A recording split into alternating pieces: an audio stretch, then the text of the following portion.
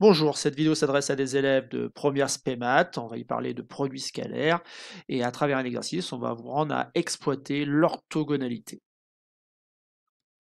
L'exercice est le suivant. Sur la figure, si contre ABCD est un trapèze rectangle, il a deux angles droits qui sont marqués en vert sur la figure. On nous donne aussi des longueurs. AB vaut 4,5, AD 3, DC vaut 2. Démontrer que les diagonales du trapèze sont perpendiculaires. Donc je vous laisse chercher un petit peu, on va forcément utiliser le produit scalaire. Donc vous pouvez appuyer sur pause et on se retrouve juste après.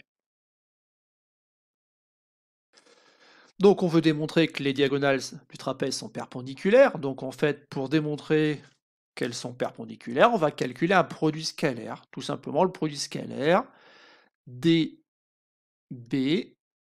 scalaire, donc AC. Alors pourquoi je fais ça? Tout simplement parce que DB, c'est un vecteur directeur de la droite DB, que le vecteur AC, c'est tout simplement un vecteur directeur de la droite AC, et que ces droites AC et DB portent les diagonales, bien sûr, du trapèze.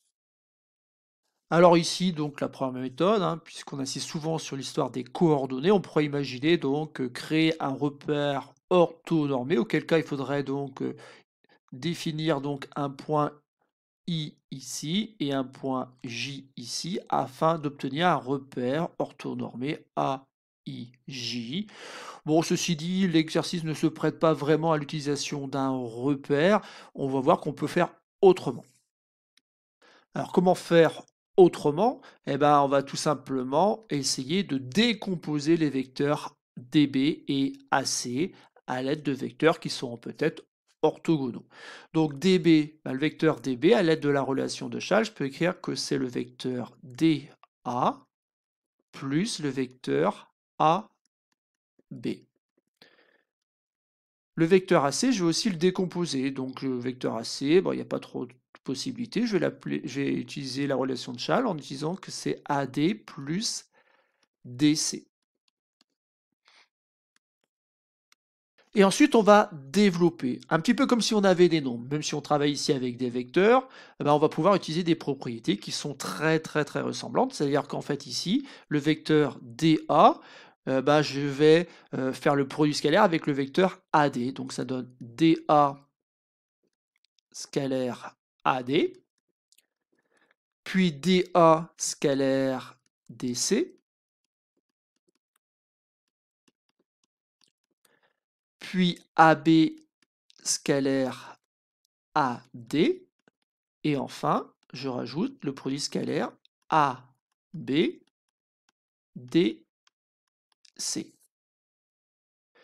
Et ensuite, on va voir que c'est assez simple. C'est assez simple parce que, par exemple, le premier produit scalaire, c'est DA scalaire AD.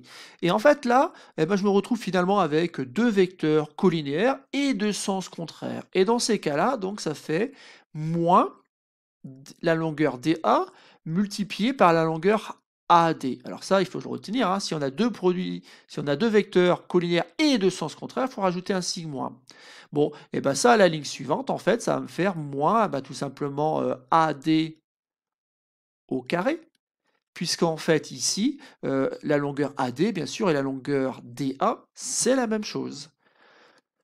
Ensuite, je dois rajouter le produit scalaire DA, DC. Mais quand je regarde bien la figure, DA, DC, bah, j'ai des vecteurs qui sont orthogonaux, donc on sait du coup que le produit scalaire est nul. Ensuite, de la même façon, j'ai le produit scalaire AB, AD. Mais les vecteurs sont orthogonaux, donc le produit scalaire est nul. Et enfin, il me reste AB, DC. Donc le vecteur AB et le vecteur DC. Bon, bah là, il n'y a pas besoin d'écrire beaucoup de choses, mais on imagine bien que les vecteurs AB et DC sont collinaires, puisqu'en fait ici on a deux angles droits, et donc ils sont portés par des droites parallèles. Donc les vecteurs AB et DC sont collinaires, et en plus sont de même sens. Ça veut dire qu'ici on va pouvoir écrire que ça revient à faire le produit des longueurs AB et DC. Donc en tout et pour tout, en fait ça revient à faire moins AD au carré plus la longueur AB multipliée par la longueur DC. Et maintenant, il ne nous reste plus qu'à remplacer par les longueurs. Donc AD vaut 3, donc ça fait moins 3 au carré, plus AB, la longueur AB c'est 4,5, multiplié par la longueur DC qui vaut 2. Bon, bah, ça fait moins 9 plus 9, bah, ça fait bien 0. On en déduit donc que le vecteur DB est orthogonal au vecteur AC, ce qui équivaut à dire que finalement les droites DB et AC sont perpendiculaires.